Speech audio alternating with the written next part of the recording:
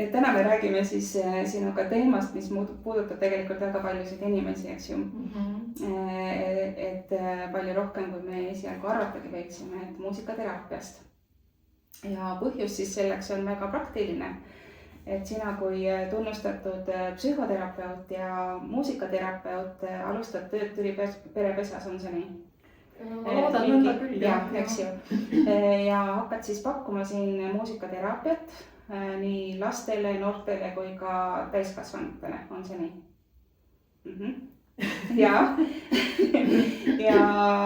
Ja muusikateraapia siis, nii palju kui ma lugesin, eks ju, ma ise nagu sellest väga palju ei tea, tunnistan ausalt, et selles mõttes on siuke siiras uudishimu, olen ise põnevil, et mida sa jagad.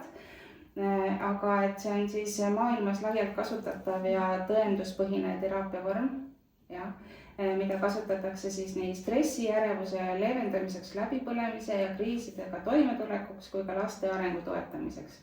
Nii oli kuskilt nagu kaunilt kirjas, et vastab see tõele. Jaa, absoluutselt. Ja samas paljud inimesed siis teavad sellest üsna vähe. Ja sageli arvatakse siis ekslikult, et see on seotud siis ainult muusikaga või mõeldud siis ainult muusikutele. No, võib-olla siis saame täna teada, et see päris nii ei ole. Ja muusika saadab meid peaaegu kogu aeg, eks ju, et mõni laul võib hetkega tuua meelde mõne inimese, mõne mälestuse, mõne tunde ja vahel aitab muusika rahuneda, vahel annab energiat. Ja vahel puudutab nii sügavalt, et pole sõnu vajagi. Aga kuidas siis saab muusikast teraapia? Kuidas see inimest päriselt aitab ja kas muusikateraapia on mõeldud ainult muusikutele või siis igaühele meist? Ja Alice, alustame siis kõige lihtsamast asjast esimese hooga, et kuidas sina inimestele selgitad, mis asi see muusikateraapia siis päriselt on? No muusikateraapia on siis niisugune teraapiavorm, kus me kasutame siis nii muusika kuulamist kui ka musitseerimist inimese heaks, ütleme siis kõige üldisemas plaanis. Ja saame seda rakendada siis nii ennetuses, ehk et ära hoida näiteks vaimse tervise probleeme, kui ka siis ravis, et kui need probleemid on kätte jõudnud, kui ka siis rehabilitatsioonis. Ja me räägi tegelikult siin nüüd ainult vaimsest tervisest või sellisest emotsionaalsest poolest, aga muusikateraapia võimaldab ka näiteks toetada, taastada kognitiivseid funktsioone ja ka mõningaid füsioloogilisi funktsioone, nii et need võimalused on hästi laiad. Ja see on nõnda sellepärast, et kui siis inimene muusikat vastu võtab või ta siis ka muusikat teeb ise, ehk et siis muusikalised protsessid, need puudutavad meie aju väga laialt. Ehk et siis ükski teine väline stiimul siis nõnda avaralt ei puuduta meie aju, kui seda teeb muusika. Ja just tänu sellele siis muusika mõjub soodsalt aju plastilisusele, nii et me saame siis ajus neid ühendusi seal uusi luua ja neid olemasolevaid siis ka turgutada ja parandada omavahel. Ja seda tõesti siis väga laias plaanis, nii et jah, tõesti nii emotsionaalsel, kognitiivsel, funktsionaalsel tasandil siis saame inimesega tegeleda. Mis siis eristab muusikateraapiat lihtsalt muusika kuulamisest või mõnedest rahulikust Spotify listist? Jaa, et siin on nüüd kuulda sellist mingisugust nagu levinud tõekspidamist või muusikateraapia kohta, et muusikateraapia on see, kui lähed terapeudi juurde, siis ta valib teraapilise muusika, siis siin pannakse pikali ja siis sa kuulad seda muusikat ja ma ei tea, kümpled selle muusika sees ja umbes kõik mured kaovad ära. Et nõnda ei ole. Et tegelikult muusikateraapia rakendusvaldkond on hästi lai ja nüüd üheselt kirjeldada seda, et milline siis üldse muusikateraapia välja näeb, praktiliselt ei olegi võimalik, sest et ütleme iga kliendi kontingendiga see teraapia näeb välja isemoodi. Et kui me räägime näiteks siis psühhoterapeutilisest muusikateraapiast, mida siis rakendatakse peamiselt siis täiskasvanutega, ka noorukitega, et siis seal kahtlemata on eesmärgiks see, et inimene teadvustaks ennast paremini, et ta saaks endast rohkem informatsiooni selleks, et siis oma ellu mingisuguseid soovitud muutuseid tuua. ja muusika on selle jaoks just suurepärane vahend, sest et muusika aitab meil jõuda meie teadvuse sellistesse sügavamatesse kihtidesse, kuhu me sõnaga ei pruugi jõuda. Selles mõttes, kui meie siin sinuga praegu vestleme, et siis see on see tasand, eks ole, kus me räägime sellest, mida me juba teame, eks ole, mis on justkui siin olemas. Aga me muusikaga saame liikuda palju sügavamale ja avastada sealt siis midagi, mida me oleme justkui nagu ära pannud, nii-öelda ära surunud kuskile peitu alla just, et millega me ei soovi tegeleda või millega mingil põhjusel kas justkui ei tohi tegeleda. Et sellised erinevad asjad, eks ole, mis inimestel on, et see ei ole ainult nii, et me mingisugused sellised võib-olla halvad üleelamised või emotsioonid surume alla, et sageli ka on vaja sealt üles leida hoopis ressursid, mis on inimese sees, mis millegipärast on kasutusele võtmata ja muusika kaudu me siis nüüd sinna jõuame. Kui me räägime näiteks, ma ei tea, erivajadusega lastega töö tegemisest, et siis seal on võib-olla eesmärk hoopistükkis, ma ei tea, näiteks sotsiaalsete oskuste arendamisel ja muude niisuguste elu tähtsate funktsioonide arendamisel, näiteks kas või selleks, et koolis paremini toime tulla, näiteks hariduslike erivajadustega lapsed, eks ole, ja nii edasi. Nii et selles mõttes need eesmärgid saavad olla palju laiemad kui see, et me lihtsalt lõdvestame inimest, et see lõdvestamine võib olla ka üks selline osa muusikateraapiast, aga ta ei ole kindlasti ka eesmärk omaette. Ja nüüd kindlasti veel ka see vajab rõhutamist, et kui nüüd inimene ise kuulab muusikat, siis ütleme niimoodi mõisteliselt korrektselt, siis peaks ütlema nõnda, et sellisel juhul on tegemist siis muusika teraapilise kasutamisega. Ehk et nagu iseenda heaks.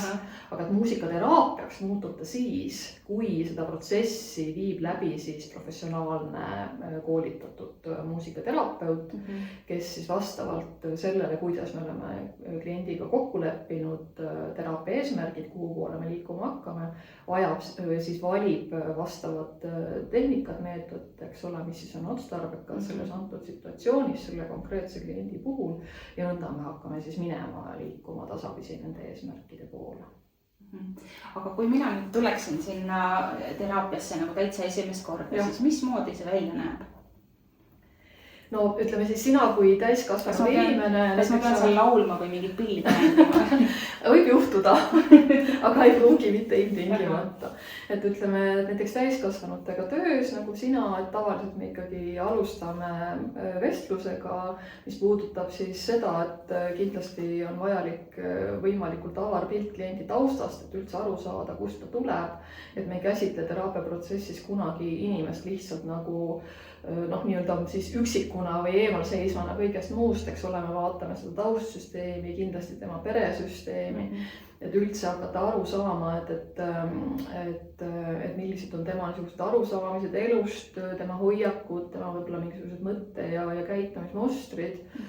Ja ta tuleb reeglina siis ka ikkagi mingisuguse sooviga, eks ole, järelikult on ju midagi tema elus, mis vajab muutmist, midagi, millega ta võib-olla ei ole enam rahul, võib-olla on midagi, millest ta üldse ei saagi aru veel, mis see on, aga tahaks seda mõista.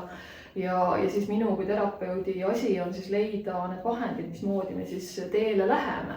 Nüüd, mis puudutab siis laulmist või pillimängimist, siis rõhutan väga seda, et mitte ükski tegevus selles teraapiaprotsessis ei ole inimesele kohustuslik. Et need on lihtsalt võimalused. Ja nüüd muusikateraapiat kogedes või sellest kasu saades ei ole vajalikud mitte mingisugused muusikalised oskused.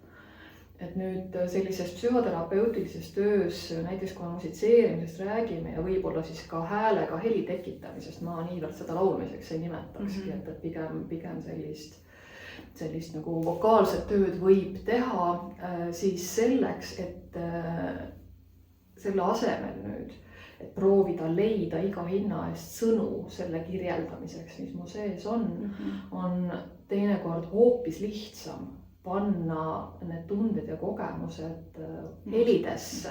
Ükskõik siis millised need helid ka on, millega need ka tekitatud on. Iga heli, mida inimene toob muusikateraapia protsessi, on õige. Et seda ei vaidlusta mitte keegi, et see on minu heli, see tuli minu seest. ja mina toon selle kuuldavaks ja ma teen seda selle jaoks tegelikult, et iseendas paremini selgusele jõuda. Ja terapeut on nüüd siis selle jaoks, et ta aitab selle kõik lahti mõtestada, ta aitab aru saada, et mille pärast ma näiteks haarasin praegu suure trummi ja peksin seda nagu tohutu jõuga, eks ole, et mis see siis nüüd oli.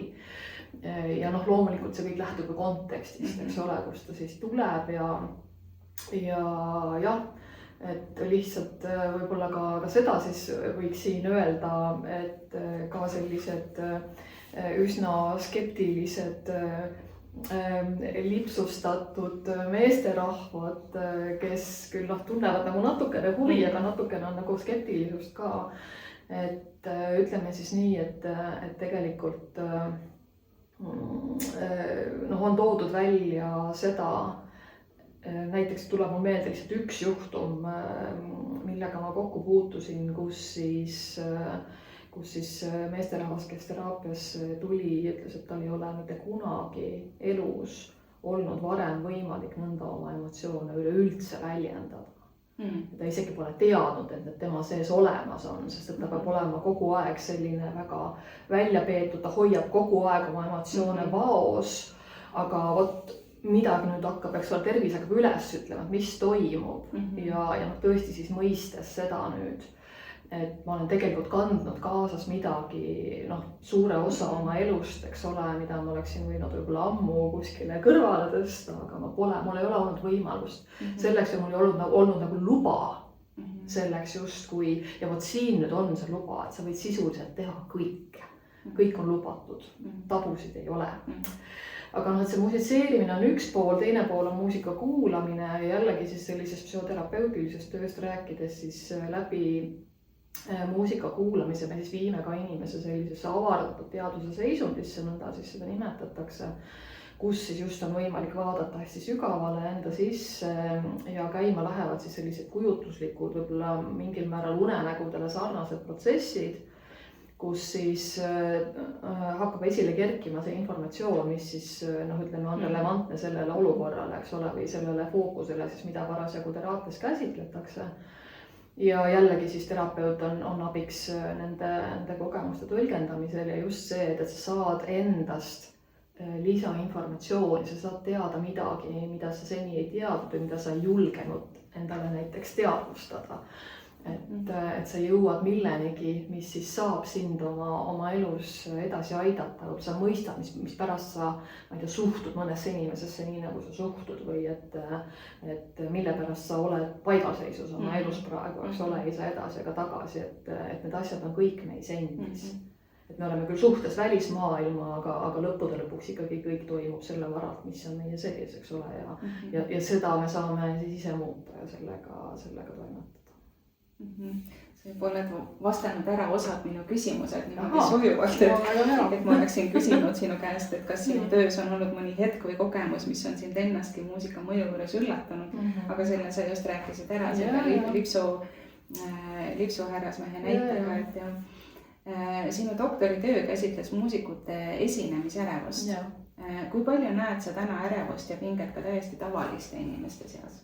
Eks muusik on ka ju tavaline inimene lihtsalt, et tal on vaja rohkem siis olla püüne peal, eks ole, kui võib-olla kõikidel teistel, aga ärevust on praegu väga palju maailmas kahjuks ja tänu sellele situatsioonile, mis on küll praegu veel meist kaugel ikkagi, aga järjest kuidagi lähemale tuleb, et seda ärevust tekib rohkem. Ja kahtlemata mõjutab siis kogu see, kõik need protsessid, mis maailmas toimuvad, et need mõjutavad eelkõige ikkagi neid inimesi, kellel on nagu soodumus ikkagi selles mõttes, et seal peab olema juba nagu all olemas miski selline ärevuse või murefoon, eks ole, et mõnikord isegi täiskasvanud inimesel see võib ulatuda kuskile kaugele lapsepõlve. Et on olnud sellised ebaturvalised kiindumussuhted, kus sa siis ei tea, kas lapsevanem on sinu jaoks olemas või ei ole või kus ta parasjagu on või kas ma võin talle loota ja kas minu vajadused saavad täidetud ja nii edasi. Ja kui sellised asjad siis tulevad su täiskasvanu ellu kaasa ja pidevalt on ikkagi selline, ütleme inimesel ongi kalduvus nii-öelda olla ärev ja pidevalt kõikide asjade pärast muretseda, mis ärevus on, ärevus, eks ole, on ju ikkagi siis mures olemine selle pärast, mis tulema hakkab, aga et sa ei tea seda, mis tuleb, ehk et informatsiooni puudumine, aga kahjuks me ei saagi teada kõike, mis elus toimub ja noh, ütleme siis see, millega me teraapias tegeleme, ongi see, et esiteks üldse eristada siis asjad ära, et mida me saame kontrollida, juhtida, eks ole, ja seal me saame vaadata, mis me saame teha. Ja teiselt poolt siis nagu lubada minna sellel või ütleme siis aktsepteerida seda, et on asju, mis ei ole meie kätes ja me tõesti ei saa sinna midagi parata. Ja see, kui me siis seda ärevust tunneme, ei muuda seda olukorda mitte kuidagi, eks ole, ja pigem on see, et see ikkagi väga palju pärsib sellist sujuvat, mõnusat kulgemist elus ja et saab tegelikult ka teisiti. Aga milliste muredega võib üldse sinu poole pöörduda või mis seisus inimene olema peab, et ta peaks just sinu poole pöörduma? Ma seda seisu kuidagi küll defineerida ei sooviks, et ega siis iga inimene ju tunnetab ise moodi, eks ole, või selles mõttes, et need näidustused on ühest seinast teise, et ärevusest me praegu rääkisime, ikkagi teine levinud probleem on meeleolu langus, depressioon, sageli nad esinevad ka koos. Et ikkagi kui midagi sellist on, tegelikult muidugi piisab juba stressiilmingutest, et võiks tulla. Sest läbipõlemised just või läbipõlemisele kalduvused, eks ole, selles mõttes, kui sa veel ei ole jõudnud sinna sellesse päris keerulisse olukorda, kus sa võid öelda, et nüüd ma olen läbi põlenud, eks ole. Et just, et ennetada läbipõlemist, ennetada selliseid tõsisemaid psüühikahäireid, et nendele nii-öelda siis sabast kinni saada ja hakata juba ikkagi siis noh, ütleme paremini teadvustama ja ennast juhtima enne, kui siis sellised keerulised olukorrad on käes. Aga noh, tõesti kõikvõimalikud ummikseisud elus, mingisugused arengukriisid, abiellumised, lahkuminekud, laste sünnid, laste kodust äraminekud, eks ole, sellised erinevad asjad, mis ikkagi ju enamusel inimestest tee peal ette tulevad, siis mõni ütleb, et keskeakriis, mina küsiksin, mis see on, et eks neid kriise võib ju ükskõik millises eluetapis tulla, aga et kui inimene ise tunneb, eks ole, et tal ikkagi on elus midagi, mis ta näeb, et võiks olla teistmoodi, siis ongi õige aeg tulla. Aga kas sa tegeled nagu indiviididega või tervete perekondadega või kuidas nagu sellega? No enamasti ma ikkagi töötan individuaalselt, aga juba mõnda aega tagasi ma sain aru oma töös, et tegelikult näiteks kas või selleks, et hakata suhteprobleeme lahendama, me ei saa seda lahendada läbi ühe inimese. Et meil on kahtlemata ikkagi vaja see teine ka sinna juurde tuua. Ja see on siis ka see põhjus, mistõttu ma siis ka lisasin oma oskuste pagasisse siis baariterapeudi pädevuse ja ma olen tegelikult ka läbinud pereteraapia algkoolituse ja seda just nimelt siis sellepärast, et töötada ka paaridega, sest kui ma, eks ole, ju kõnelen ainult ühe inimesega, siis ma näen ka seda partnerit ainult läbi selle inimese, eks ole. Ja see on tema subjektiivne vaade, et reeglina siis enne, kui ma 2 inimest koos kutsun teraapiasse ja ma kohtun ka selle partneriga siis üks ühele, et teda natukene rohkem tundma õppida, et aru saada tema vaatest, eks ole, ka sellele problemaatikale, mingisugusele, ma ei tea, keerulisele olukorrale, siis mis seal vahel on tekkinud. Ja siis me läheme paarina edasi, võib-olla siis vahepeal töötan mõlemaga üksinda, siis jälle paarina koos, et ka sellised võimalused on olemas. Lisaks siis ütleme abikaasadele, suhtepartneritele kutsun aeg-ajalt juurde emasid, isasid, õdesid, vendi, kellest ikkagi väga palju oleneb see, mismoodi me oma elus toimetame. Ja just, et sellist siis vastastikust mõistmist tuleks juurde, ütleme paari suhetes ma näen, et see on ikkagi esimene asi, millest kipuvad sellised arusaamatused ja konfliktid tulema, on infopuudus. Et vastastikku eeldatakse, et ma arvan, et sa arvad, et ma arvan, eks ole, et ja siis vastavalt käitutakse ja partner ei pruugi absoluutselt aru saada, mis nüüd toimub, eks ole. Ehk et omistatakse partnerile midagi, mida seal tegelikult ei ole või mida sealt ei tule või et siis mingisugune käitumine tõlgendatakse kuidagi, millel ei ole tegelikkusega midagi pistmist. Ja siis ongi vajalik need asjad nii-öelda laua peale panna ja neile otsa vaadata ja teinekord piisab lihtsalt sellest, et mõista, et ütleme, et ma ei tea, kui ta vaatab mind nõnda või kui ta ütleb mulle nii, et siis ei tähenda seda, vaid see tähendab võib-olla hoopis midagi muud. Nii et jah. Sa oled selle valdkonnaga väga kaua tegelenud. Kas sinu enda arusaam muusikateraapiast on selle ajaga kuidagi muutunud? No eks need põhilised asjad ju on ikka need samad, mis nad olid ka siis, kui see teraapiavorm loodi üleüldse siia maailma, et lihtsalt eks ma ise olen arenenud loomulikult ja kindlasti ütleme siis mind terapeudina on väga palju muutnud siis üks spetsiaalne väljaõpe, mille ma läbisin lisaks siis muusikateraapia sellistele üldistele pädevustele. Ja see on siis selline meetod, mis on nimetatud tema looja järgi, Helen Bonni järgi, Bonni meetod, juhitud kujutlused ja muusika. Ja see ongi siis üks neist põhilistest meetoditest, mida ma oma töös ka kasutan, mis põhineb siis muusika kuulamisele avardatud teadvuse seisundis ja selle siis sellisele süvaanalüüsile. Et see on selline mitmeaastane, väga põhjalik väljaõpe ja ma leian, et ma inimesena muutusin kindlasti selle väljaõppe ajal, sest kuna selles samas teraapiavormis oli vajalik läbida siis ka oma teraapia, et iseennast põhjalikult tundma õppida. Ja kindlasti arvan ka oma terapeudina muutusin pärast seda, sest et ikkagi kuidagi see maailma avardus minu jaoks rohkem ja kindlasti on see, et ütleme, muusikateraapia on ikkagi selline üsna spetsiifiline teraapiavorm, aga see ei tähenda, et me muusikaterapeutidena oleksime siis selles kitsalt kinni, et me ikkagi avardame oma teadmisi erinevates suundades ja mina väga palju näiteks tuginen Carl Gustav Jungi põhimõtetele. Et see on ütleme siis tema selline mõttelaad ja üldse käsitlus inimesest ja inimpsüühikast on mulle väga meeltmööda ja seda ma siis ka oma tegevustes rakendan.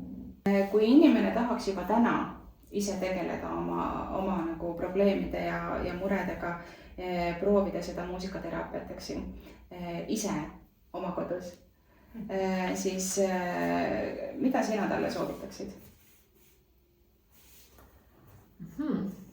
No see sõltub nüüd sellest, et mida ta eesmärgistab või selles mõttes, et mis see lõpptulemus võiks olla. No üldises plaanis võib nõnda öelda, et kõik, mida sa tunned, et on sulle hea, see ongi hea. Ma väga armastan reklaamida muusikat kui sellist vaimse tervise esmavahendit. Ja seda selles mõttes, et kui nüüd inimene kuulab muusikat, mis talle subjektiivselt siis personaalselt meeldib, siis ilma siis tema tahtest sõltumata nii-öelda meie organismis hakkavad vallanduma mõnuhormoonid. Dopamiin, serotoniin, oksütotsiin, endorfiinid, eks ju, ja siis nende stressihormoonide tase läheb alla. Mis tähendab seda, et tegelikult siis enesele meeldivat muusikat kuulates koheselt hakkab veidi parem. Et selles mõttes, kui inimene on väga ärev või ta on mingisugust šoki üle elanud, siis muuseas on ka selliseid olukordi, kus sa võid öelda sõnadega inimesele midagi, see ei jõua kohale, aga muusika jõuab, ehk et muusika läheb teisi kanaleid pidi. Ja see on just ka üks muusikateraapia eelis, eks ole, et me jõuame inimeseni sealt, kust muud moodi ei pruugi jõuda. Ja täpselt nõnda siis saab ka ise ennast toetada, et me muusikaterapeutidena räägime ka sellest, kuidas sisuliselt siis ütleme oma tundeid on võimalik ka jagada muusikaga. Ehk et kui sul ei ole näiteks inimest, kes saab sind ära kuulata, eks ole, et sa saad talle vahendada, mis iganes sa siis sooviksid temaga jagada. siis muusika saab nagu osaliselt seda tööd teha ära. Et kui sa leiad niisuguse muusika, mida sina nagu sa tunned subjektiivselt praeguses olukorras, vaat see on see, mida ma vajan. Ja see ei pea ilmtingimata olema mingisugune väga rõõmus või eks ole, ma ei tea, ergas või muusika. Vastupidi, et võib-olla sul on just vaja midagi sellist, millega koos sa saad ennast näiteks tühjaks nutta või siis tõesti, et sa tunned, et sa oled hoitud või kuidagi nagu saad mingisugusesse oma mulli minna natukeseks ajaks. Et see võib aidata palju. Häda on nüüd lihtsalt selles, et see ei kesta selles mõttes, see toime ei kesta kaua. Et kui see muusika lõpeb ära, et siis ühel hetkel, eks ole, jällegi see vana olukord taastub. Ja see on ka siis see, mille pärast meil muusikateraapiat üldse vaja on, eks ole, mis on siis pikemaajalisem protsess. Et kus me ei tegele ainult muusika vastuvõtuga, vaid me rakendame selle muusika ikkagi siis nagu psühholoogiliste protsesside teenistusse nii-öelda. Aga jaa, et just, et iseennast usaldada ja tõesti siis mis iganes olukordades, kus tunned, et on seda tuge tarvis, et siis leida see muusika, mis just sulle praeguses ajahetkes sobib ja usaldada selle siis ennast. Aga üks praktiline küsimus veel, et kui ma tulen teraapiasse, kas mul peab olema kaasas enda mingisugune pill või kas mul peavad olema kaasas iseenda kõrvaklapid või kuidas see? Ei, midagi ei ole vaja kaasa võtta, et ainult iseennast tuleks tuua kohale just nimelt ja et kõik vahendid on olemas ja siis töö käigus siin saame vaadata, et mida me siis täpselt kasutame ja kuidas see kõik minema hakkab. Ja sul ei pea ka olema see jutt valmis mõeldud, et mida sa nüüd esitad, eks ole, et nüüd ma tulen ja mis minuga siis on, miks ma tulen. Et see võib jääda kõik terapeudi õlgadele, et küll me siis kahe peale hakkame aru saama, et milline kergendus. et milles siis on asi ja kuhu me võiksime liikuma hakata. Aga kui laps saadetakse nüüd siis ütleme nii, et kooli poolt personal näeb, et see laps tegelikult vajaks nagu abi, teraapiat ja nad on nüüd teadlikud, et sina oled meil olemas siin. Kas siis see laps tuleb koos vanemaga või kuidas see protsess peaks välja nägema? No aga ütleme, et tegelikult siiski psühhoterapeutilist muusikateraapiat silmas pidades siis eelistatud sihtgrupp on täiskasvanud ja noorukid, ütleme lihtsalt kuskil teismeeast. Et loomulikult võib ka lastega seda tööd teha, ausalt öeldes minu silmis töö lastega tähendaks peretööd. Selles mõttes, et küll oleks hea, kui oleks üks pereterapeut ka.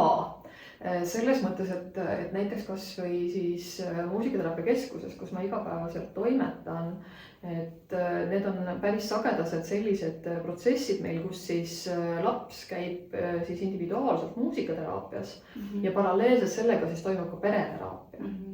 Ehk et see laps on siis ka üksinda toetatud, aga laste probleemid ikkagi suuresti lähtuvad perest või siis sellest, eks ole, mis iganes siis kooslusest, kes tema ümber on ja selleks, et ikkagi neid asju siis lahendada või siis luua, ütleme, selline keskkond, et see asi saaks muutuda, ei piisa ainult sellest, et me last nagu aitame või mõjutame, et see laps on, ütleme siis nagu liiga pisikene või nõrk lüli selles kogu selles süsteemis, et panna seda kõike nagu teistmoodi toimima. Et selleks on väga vaja, et ka kas lapse vanemad või hooldajad, et nad saaksid aru, et kuidas neid muutuseid luua nõnda, et siis nii lapsel hakkaks paremini minema kui ka siis tegelikult kogu sellel perel, nii et ei maksaks karta muusikateraapiat. Esiteks kohe see just, et mitte midagi ei pea vastu tahtmist tegema. Ja teiseks siis see, et muusika on selline imeline vahend, mis siis ütleme, et ka psühholoogilise töö puhul ega siis kogu aeg ei ole nagu väga mõnus, sellepärast et ikkagi tuleb läbi käia ju võib-olla niisugust üsna intensiivset materjali iseenda seest, eks ole, võib tulla esile palju erinevaid emotsioone. aga et ühelt poolt siis muusika on see, mis saab seda sisemaailma avada ja ka nende emotsioonidega aidata kontakti võtta. Aga teiselt poolt muusika saab ka olla see, mis aitab hoida ja mis aitab nagu nende emotsioonidega ühtlasi ka toime tulla. Nii et see on just see nagu see muusikaterapeutide selline ütleme selline siis salarelv nii-öelda, et mida sõnadega üksnes ei ole võimalik teha. Ja ikkagi ka mida ma väga sageli kogen on just see, et inimesed sageli ütlevad, et päris keeruline on sõnadesse ühte-teist panna. Ja tõesti, et siis me saame muusika kaudu seda kõike teha ja niisugusel nagu metafoorilisel tasandil läbi tunnetada ja proovida ja katsetada kas või mingisuguseid suhteteemasid, eks ole, mida sa võib-olla tavaelus lihtsalt niimoodi katse-eksituse meetodil ei julge minna proovima, siis läbi niisuguse näiteks muusikalise rollimängu, mida me palju kasutame ka muusikateraapias, on väga tore seda proovida ja nagu läbi elada ja mõelda, et kuidas see siis minna võiks ja saada võib-olla julgust juurde, et astuda mingisugune järgmine samm kuskil oma elus. Võib-olla sellised mõtted siia lisaks. Aga kui inimene tuleb nagu siis sinu enda kogemusest, et kui kaua või mitu korda ta peab tulema, et see, ma ei tea, mingi mis iganes mure või probleem tal on, et siis see saab öelda, et nüüd on nagu purgis, et lahendatud?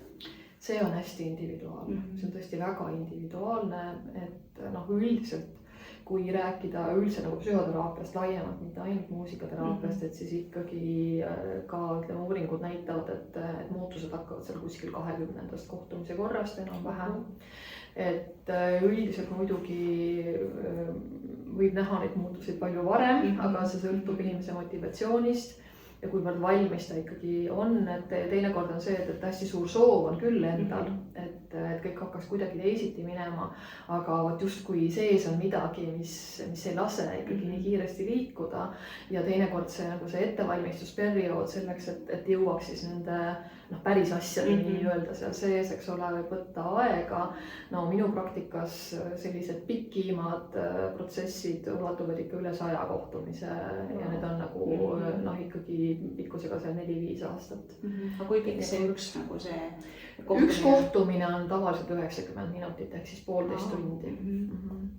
Ja see kohtumiste sagedus siis ka on selline, mille saab iga inimesega kokku leppida.